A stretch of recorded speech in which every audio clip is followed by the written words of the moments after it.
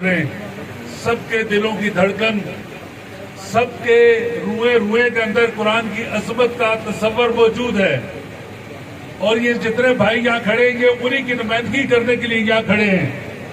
اس لیے کسی بھی مسلمان کو جو کلمہ گو ہے اس کو اگر میں یہ کہوں کہ وہ قرآن کی عظمت کو سمجھ نہیں رہا تو شاید یہ بہت بڑی ناانصافی ہوگی۔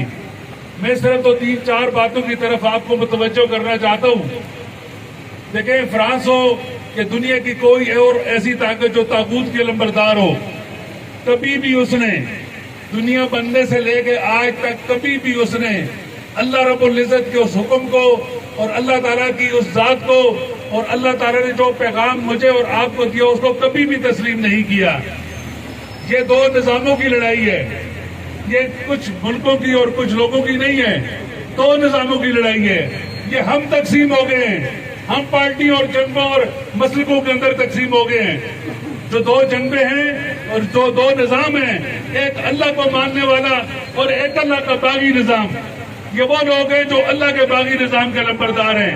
آج دنیا کے وسائل انہی کے پاس موجود ہیں، ہمارے پاس اس سے زیادہ وسائل ہونے کے باوجود ہم ٹکڑوں کے اندر تقسیم کر دیا گیا، ہمیں چھوٹے چھوٹے ملکوں کے اندر تقسیم کر دیا گیا، چھوٹی چھوٹی حدود کے اندر تقسیم کر دیا گیا، چھوٹے چھوٹے مسلکوں کے اندر تقسیم کر دیا گیا، پارٹیوں اور جنگوں کے اندر تقسیم کر دیا گیا۔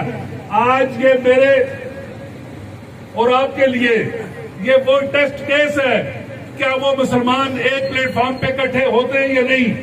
میں اس آج کے احتجاجی مظاہرے سے اپنے امیر محترم سراج الحق صاحب کا بھی شکریہ ادا کرتا ہوں کہ انہوں نے پوری امت مسلمہ کو اکٹھا کرنے کی کوشش کی، اور الحمدللہ آج پوری دنیا کے اندر اسلامی تحریکیں آج ہی کے دن یہ احتجاج کرنے جا رہی ہیں اور ہر جگہ پہ احتجاج ہو رہا ہے۔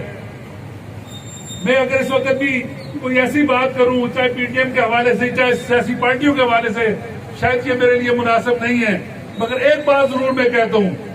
دیکھیں، ایسے مرد کلندر جو اقتدار کے اندر بیٹھے ہوں اور پھر قرآن کی بدتمیزی ہو، قرآن کے ساتھ زیادتی ہو، اس سے آگے کیا کہہ سکتے ہیں ہم آپ کو۔ میں صرف اتنا کہوں گا کہ آج بھی ایک نقطے پہ اکٹھے ہونے کی ضرورت ہے۔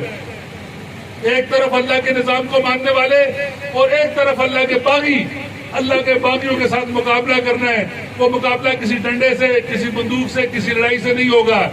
وہ مقابلہ اپنی ایمانی قوت کو مضبوط کر کے، اپنے آپ کو تعلیمی میدان میں مضبوط کر کے، اپنے آپ کو معاشی میدان میں مضبوط کر کے آپ وہ مقابلہ کریں گے۔ میرے بھائیوں، میرے یہاں سے یہ کہنے سے ان کی توپوں کے اندر کیڑے پڑ جائیں، کبھی کیڑے نہیں پڑیں گے۔ انہوں نے توپ بنائی ہے، آپ نے اس سے بڑھ کر آگے کوئی ایسی چیز ایجاد کرنی ہے جو اس کا مقابلہ کر سکے۔ اور مجھے یہ یقین ہے کہ اللہ رب العزت کی مدد، اللہ رب العزت کی تائید، آپ 2 قدم چلیں گے تو 10 قدم آپ کے ساتھ ہوگی، اور وہ 10 قدم چلیں گے 1 قدم اس کے ساتھ بھی شاید وہ نہ ہو، مگر ٹیکنالوجی کی وجہ سے اللہ رب العزت چونکہ رب العالمین ہے، سب کا رب ہے، ان کو بھی ترقی دیتا ہے۔ مگر آپ اور ہم اپنی حیثیت کو پہچان لیں، ہم سیکھنے کی طرف چلے جائیں، محبت کی طرف چلے جائیں، ایک دوسرے کو برداشت کرنے کی طرف چلے جائیں، اور ہم صرف اس چیز کو دیکھیں کہ وہ جو دوسرے 2 نظام ہیں، ان نظام کے چلنے والے کون ہیں اور اس نظام کے باغی کون ہیں۔ چاہے ہمارے پاکستان کے اندر، چاہے دنیا کے اندر، دونوں طرف دونوں لوگ موجود ہیں۔ آپ لوگوں کو یہ سمجھنا ہے اللہ کے باغی کون ہے اور اللہ کے حامی کون ہے۔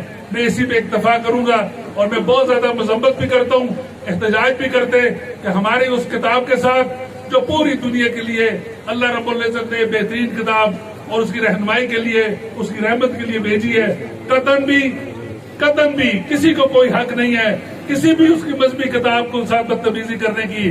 اور خود کہا گیا ہے، رسول اللہ صلی اللہ علیہ وسلم نے فرمایا، آپ کسی کے جھوٹے خدا کو گالی نہ دو، آپ کے سچے خدا کو گالی دے گا۔